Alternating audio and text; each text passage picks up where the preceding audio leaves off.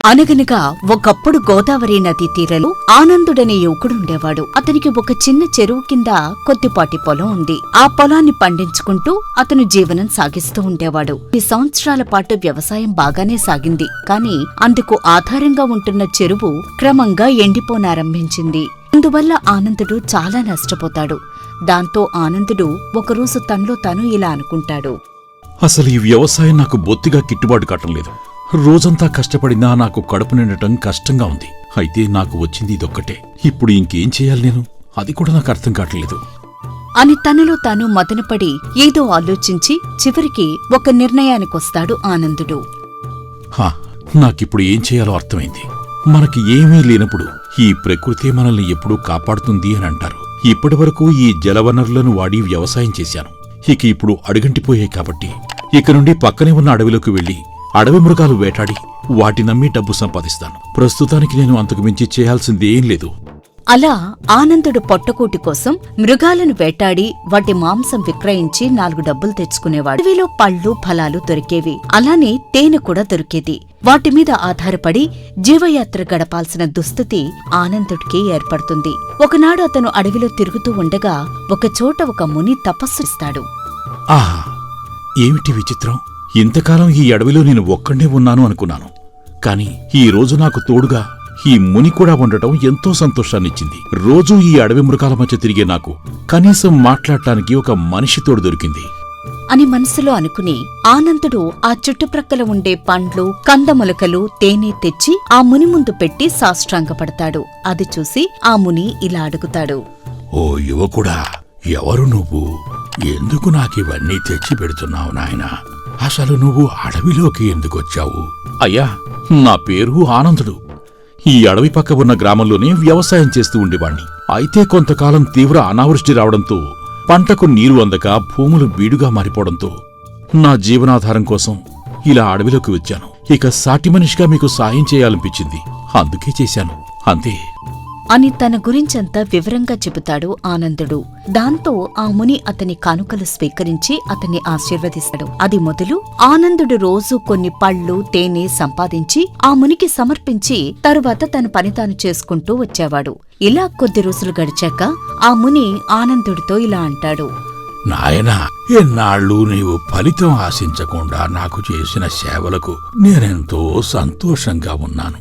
అయితే ఈ రోజు నిండు పూర్ణిమ. ఈ రోజు నువ్వేదైనా కోరిక కోరుకున్నట్లయితే నేనది తీర్చగలను.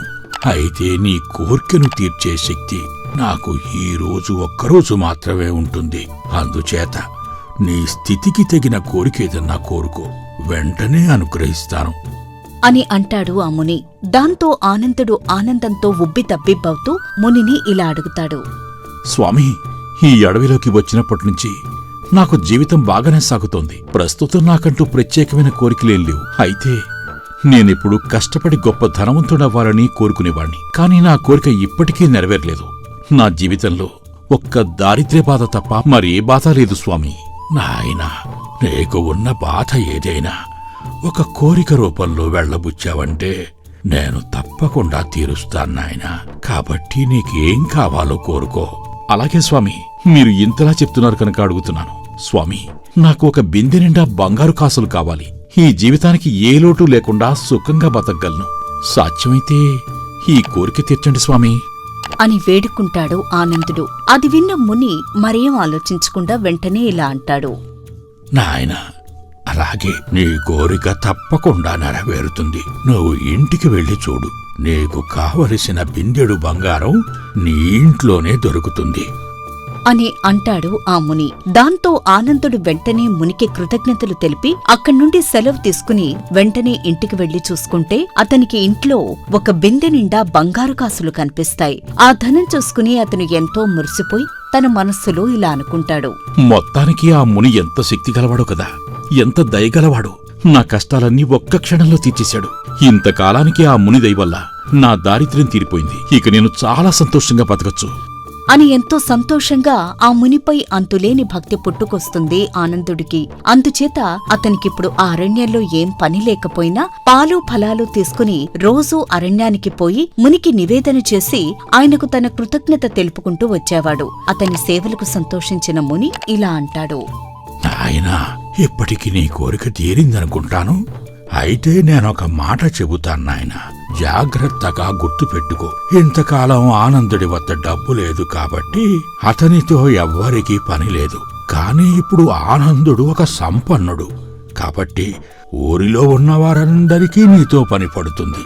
వారి అవసరాల కోసం వారంతా నీకు లేనిపోని గౌరవం ఆపాదిస్తూ నిన్ను కీర్తిస్తూ నీ వెంటే తిరుగుతూ ఉంటారు. కాబట్టి అలాంటి వారితో కొంచెం జాగ్రత్తగా ఉండు బాబూ. అలాగే స్వామి, తప్పకుండా మీరు చెప్పినట్టు చాలా జాగ్రత్తగా ఉంటాను. మరి నేను వెళ్ళొస్తాను స్వామి, నాకు సెలవిప్పించండి అని చెప్పి ఆనందుడు తిరిగి అక్కడ్నుండి వచ్చేస్తాడు. అయితే అతను పేదరికంలో ఉండగా ఆ ఊళ్ళో ఎవ్వరూ కూడా అతన్ని పలకరించినవారే లేరు. కాని ముని చెప్పినట్టు అతని దగ్గర ఇప్పుడు అంతులేని ధనం చేరినట్టు తెలియగానే ఊళ్ళో అందరూ అతనికి ఆప్తులవుతారు. అందరూ అతను మంచి కోరినవారే. అందులో లక్ష్మి అనే ఒక పెద్దావిడ ఆనందుడి ఇంటికి వచ్చి ఇలా అంటుంది. ఎలా ఉన్నావురా అబ్బాయ్? ఎంతైనా నువ్వు మా గంగయ్య కొడుకువి. ఈ ఇంట్లో ఉండే కర్మ నీకేమిటి? మంచి ఇల్లు కట్టుకో, మంచి బట్టలు కట్టుకో, సుఖంగా ఇంత తిని 10 మందికి పెట్టు. ఖర్చుగాని ధనం వెంట ఉన్నా ఒంటరిగా ఉన్నా బ్రతుకు వృధా. ఘనంగా నువ్వు బతుకుతుంటే గొప్పింటివాళ్లు నీకు పిల్లనిచ్చి పెళ్లి చేస్తారు. నీ స్థాయి అన్ని విధాలా పెరుగుతుంది అని లక్ష్మి తన ధోరణిలో ఆనందుడికి సలహా ఇస్తుంది. ఆనందుడికి కూడా పెళ్లి అనేసరికి ఆశ కలిగి ఆమెతో ఇలా అంటాడు. నువ్వు చెప్తుంటే నాక్కూడా జీవితం మీద ఆశ కలుగుతుంది పెద్దమ్మా. నిజంగానే గొప్పగా ఖర్చు పెడితే గొప్ప సంబంధం వస్తుందంటావా? అయ్యో, ఎందుకు రాదు?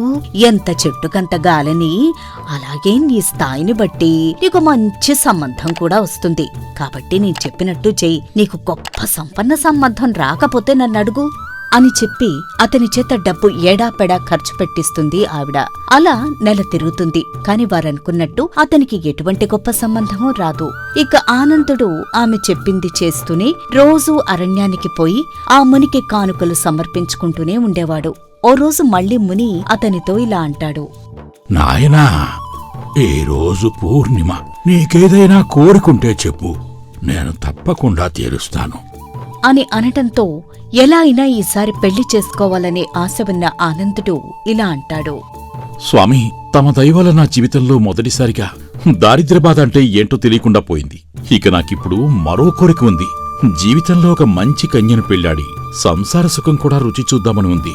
మంచి అందము, శుభలక్షణాలు గల కన్య నాకు భార్యగా లభ్యమయ్యేటట్టు మీరు అనుగ్రహించినట్టయితే నేను మీకు ఎంతో రుణపడి ఉంటాను స్వామి అని అంటాడు ఆనందుడు. దాంతో అతను నెమ్మదిగా సంసార బంధనంలో చిక్కుకుపోతున్నాడని భావించి ముని అతనితో ఇలా అంటాడు. నాయనా, మరొక్కసారి ఆలోచించుకుని కోరిక కోరుకో. ఎందుకంటే వివాహ బంధం అనేది జీవితంలోకి అనేక బాధ్యతలు తెచ్చిపెడుతుంది. నువ్వు ఏ సంసార సాగరం ఈతగలవనే నమ్మకం వస్తేనే ఆ కోరిక కోరుకో అని అంటాడు ముని. దాంతో ఆనందుడు కొంచెం ఆలోచించి ఇలా అంటాడు. లేదు లేదు స్వామి, నేను ఆలోచించాను. ఏ తోడు లేని నా జీవితంలో ఏదో ఒక తోడుంటే బాగుంటుంది అనిపిస్తుంది స్వామి. అందుకే నేను పెళ్లి చేసుకోవాలి అనుకుంటున్నాను. అలాగే నాయనా, నువ్వు అంతగా కోరుకుంటే నేనెందుకు కాదంటాను. కాని ఇప్పుడు నువ్వు ఇంటికి వెళ్లే దారిలో ఈ అరణ్యంలో నువ్వు కోరిన కన్య నీకు కనిపిస్తుంది. ఆమెను వివాహమాడి నీ కలను సాకారం చేసుకో అని అంటాడు ఆ ముని. ఇంటికి బయలుదేరతాడు. అయితే దారి మధ్యలో ఆ ముని చెప్పినట్టే ఒక చెట్టు కింద ఒక అపురూప సౌందర్యవతి నిలబడి ఉంటుంది. దాంతో ఆనందుడు ఆమెను పలకరించి ఇలా అంటాడు. ఎవరు నువ్వు? నీ వాళ్ళెవరు? ఇక్కడ ఎందుకు నిలబడి ఉన్నావు అని ప్రశ్నిస్తాడు. దాంతో ఆ యువతి కాస్త కంగారు పడి ఏదో తికమక పడుతూ ఇలా అంటుంది. ఏమో, నాకేం తెలియటం లేదు. అసలు నాకేం గుర్తుకు రావడం లేదు. నేనిక్కడికి ఎలా వచ్చానో కూడా నాకు అర్థం కావడం లేదు అని అంటుంది ఆమె.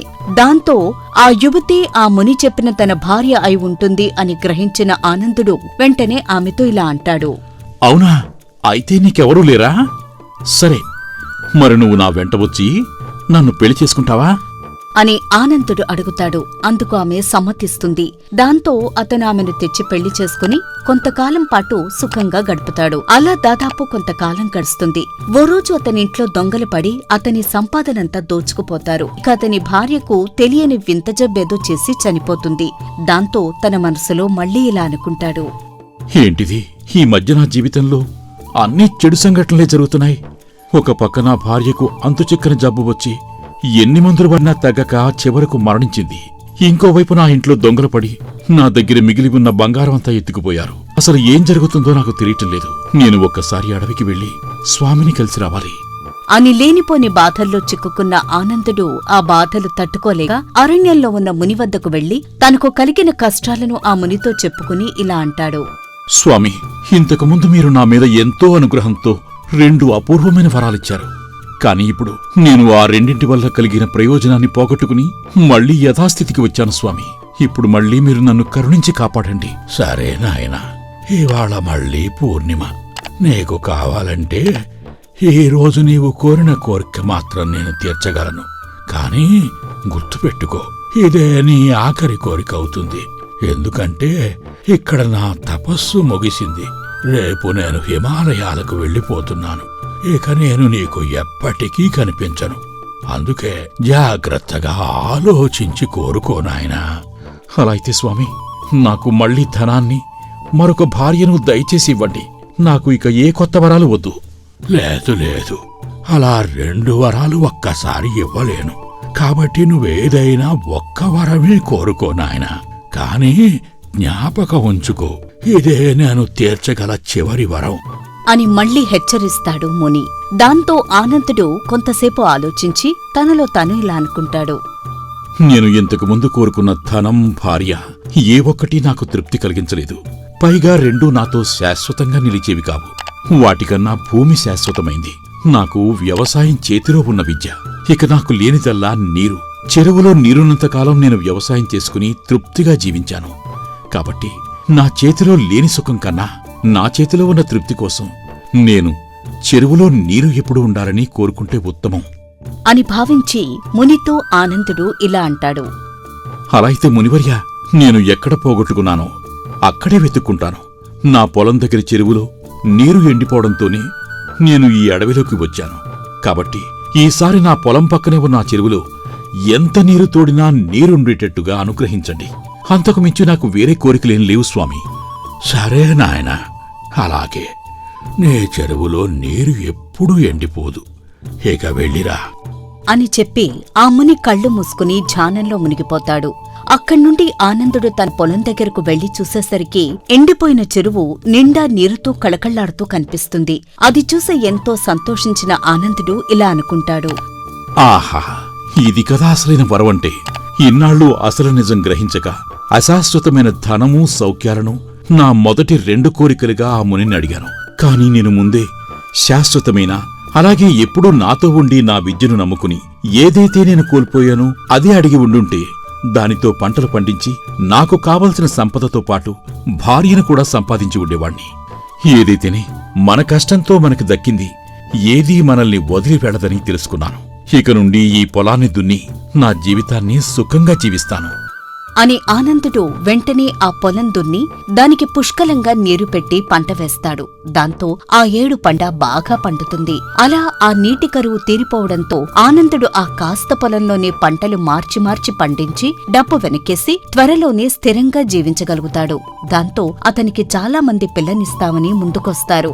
అలా ఆనందుడు ఒక అందమైన పిల్లను పెళ్లాడి పిల్లలను కని పెద్ద కుటుంబంతో సుఖంగా జీవిస్తాడు.